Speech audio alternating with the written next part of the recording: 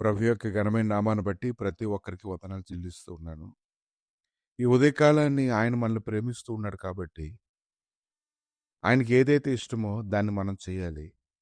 ఆయన హృదయాన్ని సంతోషపెట్టడానికి ఎల్లప్పుడూ కూడా కృషి చేయాలి. ఎందుకంటే 1 యోహాను 4వ అధ్యాయము 9, 10 వచనాలు చూసినప్పుడు, మనము ఆయన ద్వారా జీవించినట్లు దేవుడు తన అద్వితీయ కుమారుని లోకంలోనికి పంపగా, దీనివల్ల దేవుడు మనందు ఉంచబడిన ప్రేమ కళ్ళకు కట్టినట్లుగా కనబడును.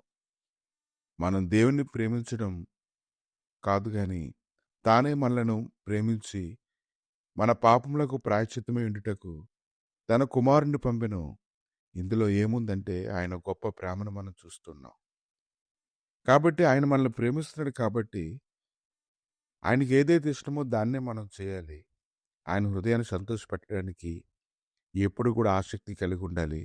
దుష్టుడైతే ఆయనకు వ్యతిరేకంగా చేసేలా చేయడానికే పోరాటం చేస్తూ ఉంటాడు గాని, ఆయన మనకు హెచ్చరించినప్పుడు, గద్దించినప్పుడు, లోతుల్లోనికి పోకుండా ఉండేలాగా ఆయన కృప దయచేస్తూ ఉన్నప్పుడు, ఆయన అనుగ్రహించినటువంటి కృపను బట్టి బంధకాలన్నింటినీ విడిచిపెట్టి ఒప్పుకొని ఆయన సన్నిధిలో పరుగులెత్తడానికి మనం సిద్ధపడాలి.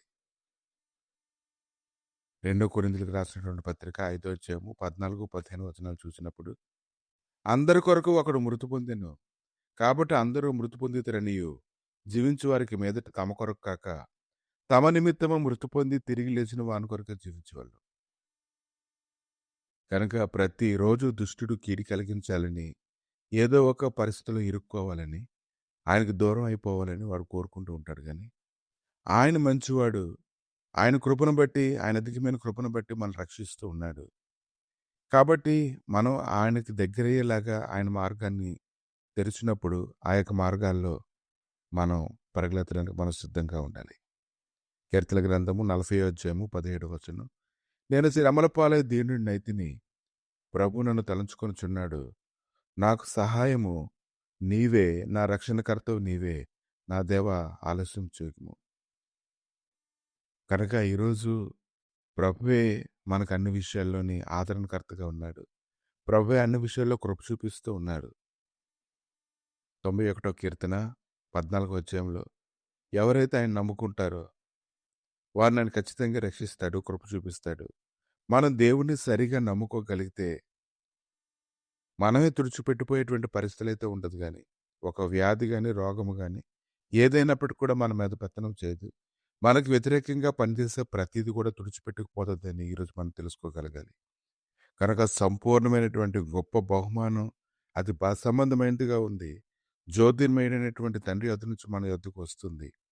కనుక ఈరోజు మనకి ఏదైనా పెద్ద వరాన్ని దేవుడిచ్చాడంటే, మనం ఇంకా సజీవులుగా ఉండి ఆయన కొరకు జీవించడానికి ఆయన అనుగ్రహించినటువంటి గొప్ప కృపే.